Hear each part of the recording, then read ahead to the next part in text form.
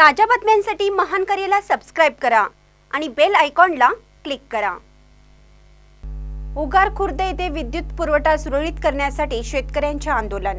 2 दिवसात निर्णय न झाल्यास शेतकऱ्यांचा उग्र आंदोलनाचा इशारा।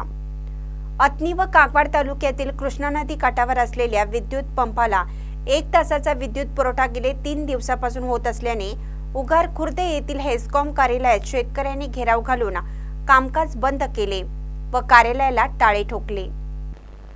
कृष्णा नदी पात्रात पाण्याची कमतरता असल्याने नागरिकांना पिण्यासाठी पात्रातील पाणी वापरावं असे जिल्हाधिकाऱ्यांचे आदेश असल्याने नदी काठावरील विद्युत पंपांना फक्त दिवसातून 1 तास विद्युत पुरवठा करण्यात येत आहे। त्यामुळे शेतकऱ्यांची पिके, जनावरांना पाणी व शेतात असलेल्या वस्तीवरील मुलांच्या अभ्यासावर परिणाम होत आहे। आज उगार खुर्द येथील हेस्कॉम कार्यालयावर संतप्त शेतकऱ्यांनी मोर्चा काढला। कार्यालयातील सर्व कर्मचाऱ्यांना बाहेर काढून कार्यालय बंद करण्यात आलं। उगार खुर्द हेस्कॉम अधिकारी दुर्योधन माळी यांना निवेदन देण्यात आलं।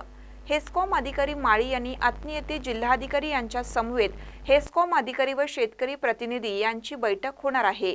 या बैठकीत चर्चा होऊन निर्णय घेण्यात येईल असं सांगितलं। अतनी येथे चर्चा होईपर्यंत उगार खुर्द हेस्कॉम कार्यालय समोर शेतकरी ठाण मारून बसले होते। अखेर अतनी येथे बैठक विद्युत पुरवठा सुरळीत करण्याचं आश्वासन दिलं, तर शेतकऱ्यांनी निर्णय न बदलल्यास 2 दिवसात उग्र आंदोलन छेडण्यात येईल असा इशारा दिला आहे।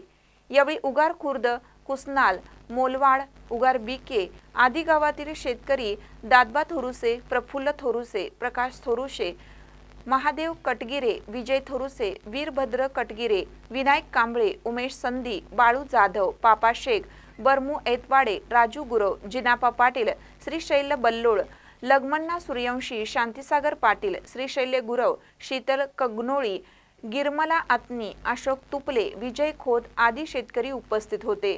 महानकर न्यूजसाठी प्रभाकर गोंधळी, उगार खुर्द।